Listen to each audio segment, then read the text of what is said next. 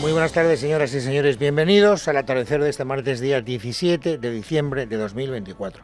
Bueno, hoy la cita más esperada era la comparecencia de Koldo García, la mano derecha de José Luis Ábalos, que a su vez era la mano derecha de Pedro Sánchez, ante el juez del Tribunal Supremo que está investigando la trama que inicialmente llevó su nombre. Empezamos hablando de esta trama como la trama Koldo, el amigo de Aldama, el hombre que se suponía, que se sigue suponiendo, que en fin, hay razones para sospechar que hacía negocios con Víctor de Aldama. Bueno, Víctor de Aldama, como saben, está confesando, o por lo menos está diciendo una serie de cosas, verdad que luego la carga probatoria pues no es apabullante, por lo menos de momento, que implican a algunas personas muy importantes, sobre todo a José Luis Ábalos y también a Koldo. Y por lo tanto, ayer declaró Aldama y hoy le tocaba a Koldo. La verdad es que la expectativa no estaba muy alta, las cosas, para que nos vamos a engañar, estaban así. Entre otras cosas porque ya había hecho unas declaraciones Koldo García la semana pasada, al diario El Confidencial, donde hablaba muy bien de Ábalos. ¿No? Ábalos, en la declaración que hizo la semana pasada, había descargado toda la responsabilidad en Koldo, y aquello pues podía sonar sospechoso.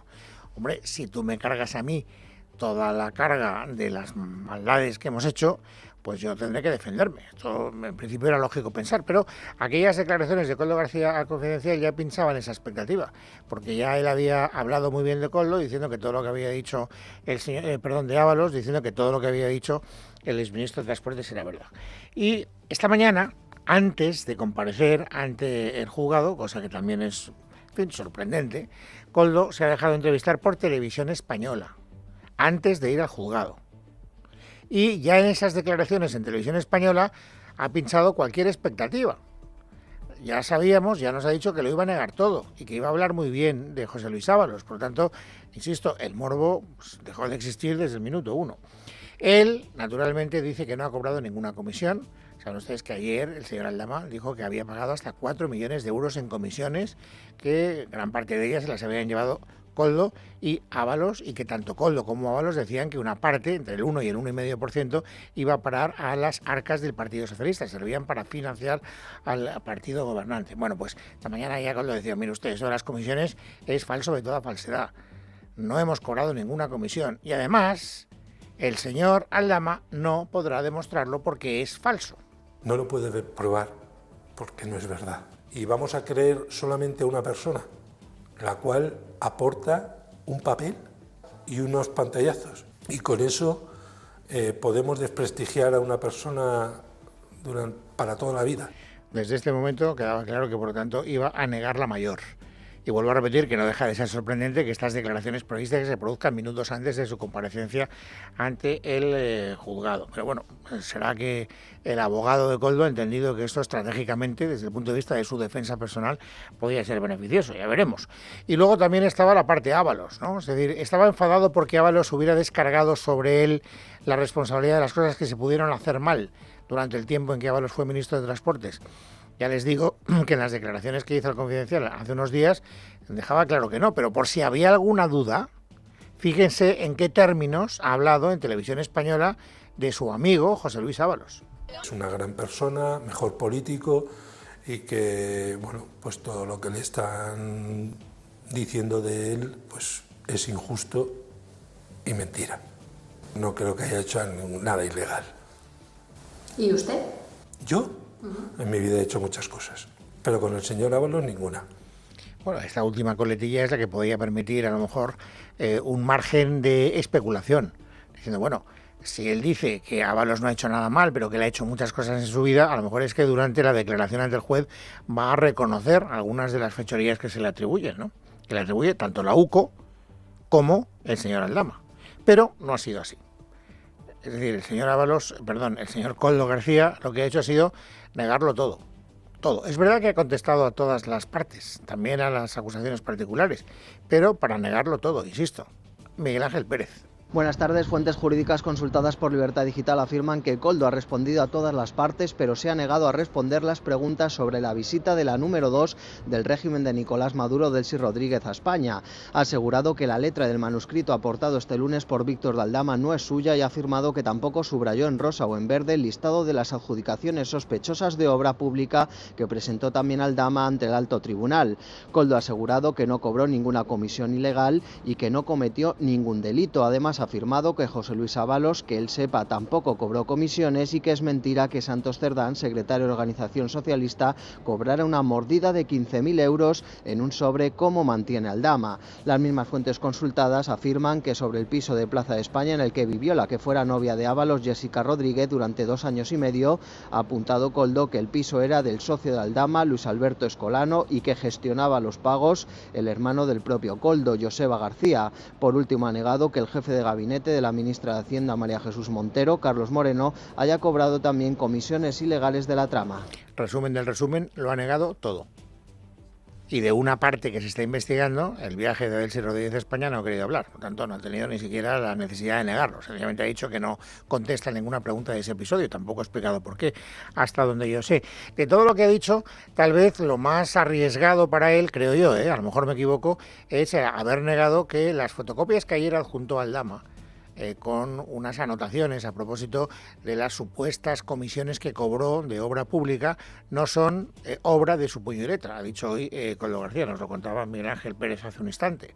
Y sin embargo, fíjense, hay un diario, no me quiero equivocar, creo que es El Español, creo que no me equivoco, que ha encargado un informe a un perito caligráfico, porque las fotocopias de esas anotaciones se publicaron en la prensa ayer.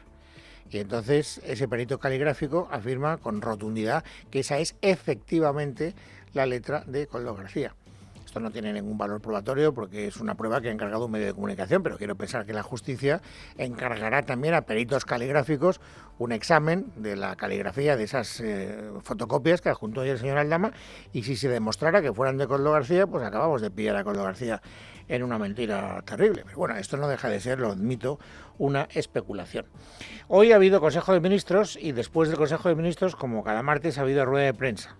Y en la rueda de prensa, aparte de la portavoz, estaba el ministro de la Presidencia y de Relaciones con las Cortes y de Justicia, Félix Bolaños. Y naturalmente le han preguntado a Félix Bolaños por cómo está viendo estas comparecencias ante el Tribunal Supremo, y la tesis de Bolaños es la que ha sido siempre, la que mantienen todos los miembros del Ejecutivo.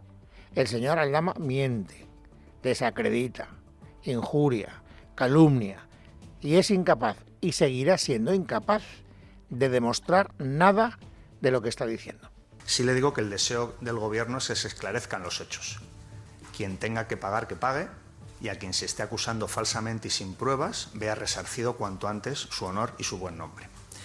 A mí me parece que colaborar con la justicia no es acusar sin pruebas, eso es difamar. Y que si tiene pruebas, que las aporte. Y si no las tiene, que deje de ensuciar a gente honrada. Bueno, esta idea de que no hay pruebas es lo que están argumentando todos los miembros del Gobierno y del partido que sustenta el Gobierno. Hoy ha habido también alguna declaración interesante, interesante no porque el contenido sea especialmente novedoso, sino porque a la hora de catalogar lo que se ha dicho hoy, pues es una de las manifestaciones relevantes. El portavoz parlamentario del Partido Socialista, Patxi López, hablando de las pruebas que ayer se supone que adjuntó Aldama en su comparecencia ante el juez. Él las ha desacreditado. Esos papeles, esas fotocopias, se supone que manuscritas de Koldo García, para el señor López son esto. Tenemos un papelito que ha presentado un delincuente confeso y un informe absolutamente serio hecho por los profesionales del Ministerio, en el que dice de los 37 contratos estos que aparecieron en esos primeros papeles que subrayó el señor Aldama, 18 ni siquiera se han licitado. Por lo tanto, es que no hay por dónde coger el papelito. Bueno, no hay nada nuevo, Vuelvo a repetir. Aquí estamos en una estrategia en la que se niega todo. Lo niegan todo los acusados directamente en sede judicial y lo niegan todo los compañeros políticos del señor Ábalos, que como ven están tratando de desacreditar cada vez que pueden cualquier prueba que sale a relucir, o cualquier presunta prueba, habría que decir con propiedad, que sale a relucir. Pero lo que pasa es que a veces lo tienen complicado. Por ejemplo, un episodio que a mí me ha llamado la atención en la rueda de prensa posterior al Consejo de Ministros de hoy es cuando le han preguntado a Pilar Alegría, a la portavoz del Gobierno, oiga, que es que Santos Cerdán había dicho que el señor Aldama nunca había estado en la planta noble de la sede de Ferraz. Y resulta que antes de ayer el Confidencial publicó una fotografía en la que se veía al señor Aldama reunido en la planta noble de Ferraz con José Luis Ábalos, cuando José Luis Ábalos era el secretario de organización del partido, es decir, el número 2 del partido. Por tanto, aquí hay algo que no cuadra. Fíjense la explicación, la no explicación, la manera que ha tenido Pilar Alegría de salir del trance. Esto es todo lo que ha sido capaz de decir. Es que además yo creo que esa fotografía se produjo en el año 2020 y en ese momento incluso el propio señor Ábalos, que entonces era secretario de organización, ya explicó que se trataba de una reunión con dirigentes venezolanos y ya está. Y ya está. No, pero es que esta no es la cuestión. ¿Y qué pintaba el señor Aldama en una reunión con José Luis Ábalos con dirigentes venezolanos?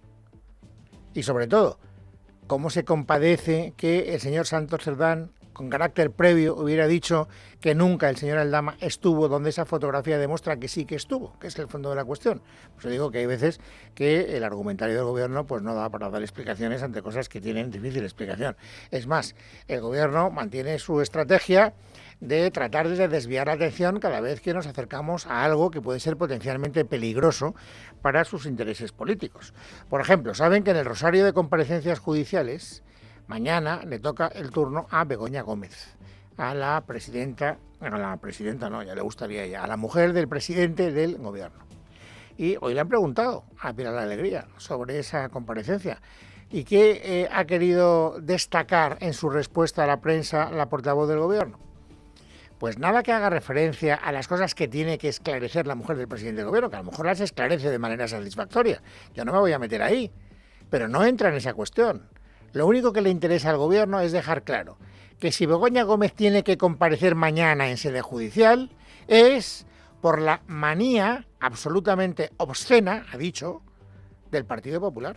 Si me permiten también, la actitud constante, en este caso, del Partido Popular y de la ultraderecha, de constante ataque a los familiares del presidente del gobierno o a los familiares de cualquier miembro del gobierno de España es sencillamente obsceno. Ese es el adjetivo que ha querido elegir la ministra portavoz del gobierno, Pilar Alegría. Bueno, para acabar con el relato de lo que tiene que ver hoy con la corrupción, tenemos que dar una noticia que devuelve protagonismo a Luis Bárcenas. Luis Bárcenas, el que fuera gerente del Partido Popular y el hombre cuyas anotaciones, primero, le han costado una serie de años en la cárcel y además ha metido al Partido Popular en un lío de 3 pares de narices porque fue el origen de la moción de censura que le costó a Mariano Rajoy la presidencia del gobierno y que abrió las puertas a la llegada de Pedro Sánchez en esa moción de censura. Bueno, pues la noticia es que hoy Luis Bárcenas, gracias a una decisión tomada en la Audiencia Nacional, ha recuperado la libertad provisional. Noelia Bautista. En la semana en la que el presidente y el PSOE sufrieron un auténtico viacrucis judicial, lo cierto es que Luis Bárcenas recorre el camino contrario y lo va a hacer pronto después de que el juez José Luis Castro haya aceptado la propuesta de concesión de libertad condicional para el que fuera tesorero del Partido Popular de la Junta de Tratamiento del CIS Victoria Kent. Una propuesta que cuenta con el visto bueno de la Fiscalía porque, como señala el auto del juez, concurren los elementos objetivos y subjetivos necesarios para la obtención de este último grado del cumplimiento de la condena de Luis Bárcenas. Elementos como que ha cumplido 2/3 de su condena, ha pagado la totalidad de la responsabilidad civil que se le impuso, más de 4,5 millones de euros, ha mostrado arrepentimiento y ha participado en los programas internos del penal para condenados por delitos de naturaleza económica. En este sentido, ha subrayado además el juez que no ha faltado a ninguna sesión, ha participado activamente en las reuniones, ha sido solidario con sus compañeros y ha realizado las tareas requeridas. Por cierto, que en su auto el magistrado también apunta que hay elementos negativos para la aprobación de esta libertad condicional, como la reiteración delictiva, la gravedad de los delitos que cometió, la alarma social y el tiempo de condena que tiene pendiente aún. Pese a ello, considera el magistrado que puede concederle esta progresión de grado porque considera que resulta prácticamente imposible que a día de hoy Bárcenas reitere los delitos cometidos. Además, señala también que en septiembre del próximo año el extesorero del PP habrá cumplido 3/4 partes de su condena, que quedará extinguida previsiblemente en septiembre de 2028. Bueno, esto por lo que se refiere al capítulo de la corrupción, que últimamente tiene una presencia muy extensa en todos los medios informativos. Pero han pasado más cosas que me gustaría que ustedes conocieran con cierto detalle, sobre todo en lo que hace referencia a la situación de inestabilidad del gobierno que preside Pedro Sánchez. Saben que Junts per Catalunya ha estado metiéndole un dedo en el ojo a Pedro Sánchez todo lo que ha podido durante la semana pasada y que uno de los acontecimientos que más ronchas se hicieron aflorar en la piel del gobierno fue la decisión de Junts de pedir que se tramitara una proposición no de ley exigiéndole al presidente del gobierno que formalizara una cuestión de confianza en el Congreso de los Diputados. Inicialmente el Partido Socialista se llevó las manos a la cabeza diciendo que no permitía o no pensaba permitir ni siquiera que se tramitara esa proposición no de ley.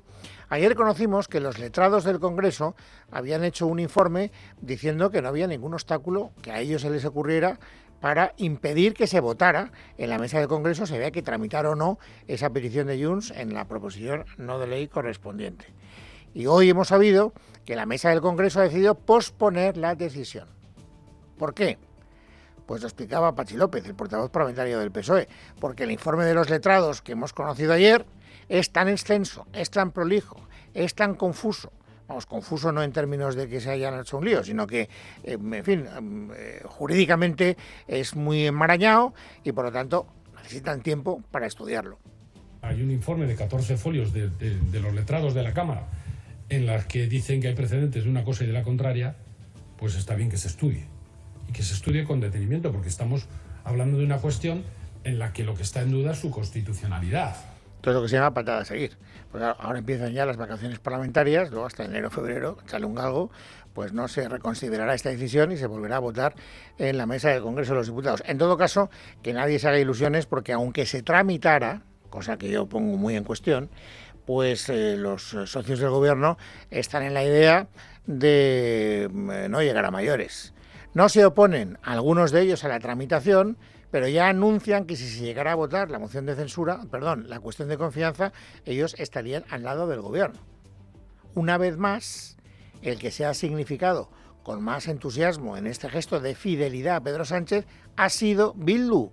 Escuchen a su portavoz parlamentaria, Merche Izpurua. No nos opondríamos a que hubiera ese debate, si se diera, pero en cualquier caso nosotros no apostamos por una moción de confianza. Y Podemos, que últimamente está muy reivindicativo, está muy fiero con el Gobierno, es el que hace declaraciones que más suelen escocer en Ferraz y en el Palacio de la Moncloa, pues están en una actitud equívoca. Porque parece que esto de la cuestión de confianza no les provoca nada y están dispuestos incluso a que no se tramite, porque para ellos el foco está puesto en otro punto distinto. Para ellos la cuestión de confianza no es la que se puede tramitar por esa iniciativa de Junts, es otra completamente distinta. Nosotros no estamos en esas. Nosotros estamos en que le exigimos al Gobierno la confianza en el cumplimiento de los acuerdos que llega con nosotros. La moción de confianza de Podemos es que se recupere el impuesto a las energéticas. Vuelven a repetir que ese es la prueba del algodón. ¿Se va o no se va a gravar a las energéticas con ese impuesto que exigimos como condición sine qua non para seguir apoyando al Gobierno? Esta es la gran pregunta. Y esa pregunta se tiene que resolver esta semana.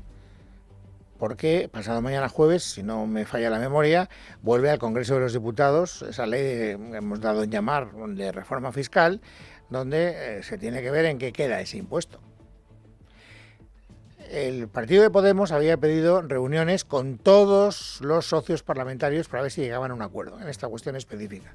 Y algunos partidos, como por ejemplo el PNV, dijeron que ellos no pensaban participar en una reunión de esa naturaleza, entre otras cosas porque ellos no estaban a favor del impuesto a las energéticas. Hoy le han preguntado al portavoz parlamentario del Partido Socialista si esas reuniones que se están produciendo para llegar a un acuerdo van por buen camino o por mal camino. Y el señor López ya ha esbozado cuál es la solución que a su grupo parlamentario le parece razonable para poder llegar a un acuerdo que contentara hipotéticamente a todas las partes. Hombre, yo seguramente hablaría, para no pillarme la mano, de reuniones. Es decir, no solo la que se va a tener lugar mañana, sino que se está hablando en reuniones con todas las formaciones políticas que pueden apoyar esta iniciativa, ¿no? Buscando ese equilibrio entre que las energéticas tienen que pagar un impuesto, pero es verdad que si hay una empresa que reinvierte parte de sus beneficios en algo que beneficia al conjunto de la sociedad, bueno, pues podría tener sus deducciones. Ahí está, yo creo que la madre del cordero, ahí está la trampa. Sí, para que Podemos se quede contento, vamos a decir que las energéticas pagan ese impuesto, pero vamos a exonerar a todas aquellas energéticas que reinviertan parte de sus beneficios. Que como serán el 95%, pues eso querrá decir que formalmente habremos impuesto el impuesto a las energéticas, valga la redundancia, pero al mismo tiempo las empresas energéticas no tendrán que pagarlo. ¿Tragará Podemos con esa solución? ¿Servirá para que salve los muebles el gobierno? Esta es la gran cuestión que tendremos que dilucidar el jueves. De momento, en el gobierno se respira optimismo, porque esta es la condición sine qua non que pone Podemos para apoyar los presupuestos generales del Estado. Y hoy le he preguntado a Pilar Alegría si es optimista, ella como portavoz del gobierno, a la hora de aprobar esos presupuestos. Respuesta de Alegría: sí, somos optimistas. Este gobierno mantiene el optimismo y sobre todo la perseverancia. Y vamos a seguir dialogando con las fuerzas políticas y desde luego nuestra actitud, nuestra pretensión es lógicamente poder aprobar esos nuevos presupuestos del año 2025. Ya veremos si lo consiguen, porque los obstáculos no están solo en Podemos. Primero hace falta que Podemos trague con esa solución de compromiso que nos explicaba hace un instante el portavoz parlamentario, y luego hace falta que los otros socios del gobierno también lo den por bueno y no se enfaden mucho con lo que pueda pasar de aquí al mes de febrero o marzo, que es cuando habrá que hablar en términos ya perentorios de la aprobación de los presupuestos generales del Estado. El gobierno no las tiene todas consigo. Es optimista, nos decía Pilar Alegría, pero a continuación añade algo que creo que sí que es interesante si uno quiere tener claves de por dónde van los tiros en la política. Ella ha querido recordar algo, por si acaso fuera necesario incorporarlo al argumentario una vez que encallen los presupuestos generales del Estado. ¿Y qué es lo que ha querido recordar Pilar Alegría? Esto. Pero creo que también es importante recordar que el actual presupuesto, que en este momento estamos trabajando ya con ese presupuesto prorrogado, es un presupuesto de este gobierno. No es como lo que hemos vivido en otros momentos, ya sea el Gobierno de España o en otras administraciones, que tenían que prorrogar presupuestos de ejecutivos de color político diferente. Martes, 17 de diciembre de 2024. Vamos, amigos, ahora a completar, como siempre, el paisaje informativo sobresaliente de este día. Esther Nieto, bienvenida, buenas tardes. Buenas tardes, Luis. Comenzamos por una última hora porque la Fiscalía de Valencia se ha mostrado a favor de que la justicia investigue la posible responsabilidad penal del presidente de la Comunidad Valenciana, Carlos Mazón, entre otros responsables de la Generalitat, por la gestión de la Dana, que ha provocado 223 muertes y decenas de miles de damnificados. Así se desprende de un escrito presentado ante el Tribunal Superior de Justicia de la Comunidad Valenciana, adelantado por el diario El País. Recordamos que el Alto Tribunal Valenciano acordó el pasado viernes acumular en una misma causa las 7 denuncias y querellas interpuestas contra Mazón en el último mes. Pues bien, de las 7 denuncias y querellas acumuladas en una sola causa, 6 señalan al presidente valenciano o a este y a la ahora exconsejera de Emergencias e Interior, Salomé Pradas. Y en relación con los afectados de la Dana, sepan también que a partir de mañana los concesionarios ya pueden empezar a tramitar la venta de coches. Se incluirán así las ayudas aprobadas por el Gobierno. Luis Colón. A partir de las 10 de la mañana, los afectados por la Dana que han perdido su vehículo personal podrán solicitar las ayudas otorgadas por el Gobierno de España. Las solicitudes se tramitarán a través de la web de Plan Reinicia Automás, donde se encuentran 1.367 concesionarios adheridos. No obstante, el presidente de la Comunidad Valenciana ha recalcado que estas ayudas vendrán con intereses. Ha establecido el Gobierno ayudas de hasta 10.000 euros para la compra de un coche nuevo para los damnificados por la riada. Esta cantidad solo se otorgará si el vehículo en cuestión es totalmente eléctrico, y los cuales tienen un coste medio de 50.000 euros en este momento. Además, el Gobierno pretende recaudar el IVA, lo cual implica que por cada 10.000 euros, el que se gaste 50.000 en un coche estrictamente eléctrico pagará 8.400 euros en IVA. La delegada del Gobierno, Pilar Bernabé, ha pedido no escuchar estas palabras y que cualquier afectado solicite las ayudas ofrecidas. Mientras tanto, el Gobierno persiste en su lucha contra los bulos y las mentiras y las fake news. Hoy el Consejo de Ministros ha dado luz verde al anteproyecto de ley reguladora del derecho de rectificación. La norma supone una actualización de la ley que había en 1984 y el principal cambio es que se incluirá a usuarios de especial relevancia que desde las redes sociales difundan informaciones falsas. Así lo anunció el ministro de Justicia, Félix Bolaños. Y hay profesionales del bulo y de la mentira que todos los días enfangan nuestro debate público con mentiras y con falsedades. También contra ellos se podrá ejercer el derecho de rectificación por los ciudadanos que vean que les afecta alguna mentira o alguna inexactitud. Queremos promover una mayor calidad en el debate público. Queremos facilitar y garantizar el derecho a la rectificación de los ciudadanos de nuestro país cuando se vean afectados por una información que sea falsa, que sea inexacta, que sea un bulo, que sea en definitiva una mentira. La novedad es que se incluye por primera vez a los influencers, por lo que la nueva ley establece que además de los medios de comunicación, como se hacía hasta ahora, también se pueda solicitar rectificación a perfiles con más de 100.000 seguidores o que sumen 200.000 en varias de ellas. Y en lo económico, sepan que a tan solo un par de semanas de que acabe el año, el Banco de España ha vuelto a mejorar sus previsiones de crecimiento. El organismo que gobierna el exministro José Luis Escrivá confía en que la cifra final que presente la economía española en 2024 alcance el 3,1%, lo que significa 3 décimas más de lo estimado hace 3 meses. Para el 2025 la previsión es del 2,5%, también 3 décimas más de lo previsto. De esta forma, el Banco de España es algo más optimista que la AIREF, la OCDE o que el propio Gobierno, que esperan crecimientos entre el 2,2 y el 2,3%. Por este motivo, la propia ministra portavoz Pilar Alegría ha valorado de forma muy positiva la previsión del BCE y ha sacado pecho de la gestión del Gobierno. El propio Banco de España elevaba de nuevo la previsión del PIB, de crecimiento del PIB de nuestro país. Eso en materia de crecimiento del PIB, pero si nos vamos también a los datos de empleo, que me parece que es desde luego el número, la cifra, si me permiten, más importante para la vida de los ciudadanos de este país. En este momento hemos consolidado ya más de 21.300.000 españoles y españolas cotizando a la Seguridad Social. Por tanto, un proyecto que está funcionando y que es positivo para nuestro país.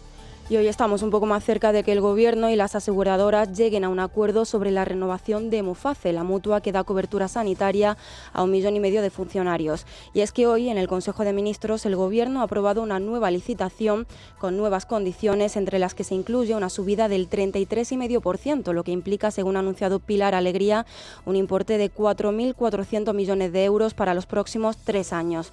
Es una oferta considerablemente mayor que la planteada por el Ejecutivo en el mes de noviembre, cuando la prima era del 17,11%, aunque las aseguradoras, eso sí, siguen pidiendo cautela. Leticia Vaquero. Una nueva oferta que tendrá vigencia durante 3 años hasta 2027 y no 2 como hasta ahora, pero además es más jugosa que la primera licitación lanzada por el Ejecutivo y que, recordemos, quedó desierta. Aquella, tildada de subida histórica por el Ejecutivo, se ha quedado pequeña al lado de la presentada hoy. Lo ha anunciado la ministra Pilar Alegría tras el Consejo de Ministros. Una subida, en este caso, del 33,5%, es decir, que estamos hablando de un concierto de 4.478 millones de euros para estos próximos 3 años, y estamos hablando concretamente de 957 millones más que el actual. El concierto anterior ascendía a 2.681 millones de euros en 2 años, pero ahora, y tras consultar a las propias aseguradoras de manera preliminar para conocer sus exigencias y costes por mutualista en función de la edad, han decidido subirla a 4.478 en 3 años. Es decir, la aumentan en 1.800 millones, algo que podría suponer una subida del 33% en el entorno de lo que querían las aseguradoras, que son las que ahora tendrán que responder. Mientras, Miguel Borra, presidente de CESIF, ha acogido con optimismo el anuncio. El Gobierno, por fin, ha reaccionado con una nueva licitación para Muface. Es una buena noticia, aunque llega tarde, y se ha doblado la inversión como pedíamos. Ahora esperamos que haya un acuerdo pronto con las aseguradoras que permita garantizar la atención sanitaria. Otra de las novedades recogidas en el pliego es que la cuantía de las primas será en función de la edad, ya que la mayoría de funcionarios está por encima de los 50 años. En la crónica de tribunales, la Audiencia de Barcelona ha archivado la nueva pieza sobre la supuesta injerencia rusa en el procés que el juez Joaquín Aguirre abrió para investigar por traición al expresidente catalán Carles Puigdemont. Lo ha hecho en un duro auto en el que avisa al magistrado de que podría incurrir en responsabilidades si desoye su resolución. La sección 21 ha resuelto así el recurso interpuesto por varios investigados en el caso Volov a una de las piezas abiertas por separado, la de la trama rusa, como decimos. De esta forma, la Audiencia de Barcelona da traslado de esta resolución al Tribunal Supremo para su conocimiento y para los efectos que considere oportuno respecto de los investigados aforados. Por otro lado, también en la crónica de tribunales, el cantaor Diego El Cigala ha sido condenado a 2 años y 1 mes de cárcel por presuntos malos tratos sobre su exmujer. Así lo establece la sentencia del Juzgado de lo Penal número 3 de Jerez de la Frontera, aunque no es firme y todavía se puede interponer recurso de apelación ante la Audiencia Provincial de Cádiz. Y fuera de nuestras fronteras, el líder opositor venezolano Edmundo González Urrutia, y reconocido como presidente electo de Venezuela por el Parlamento Europeo, ha recogido el premio Sájarov 2024 a la libertad de conciencia, el máximo galardón que concede la Eurocámara en materia de derechos humanos, en especial lo de pensamiento y expresión. El galardón también ha sido otorgado a la opositora María Corina Machado, que se encuentra, eso sí, en Venezuela. Acepto con gratitud, pero sobre todo con inmensa responsabilidad, la decisión del Parlamento Europeo de entregarnos el premio Sájarov a la incansable dirigente María Corina Machado y a mí.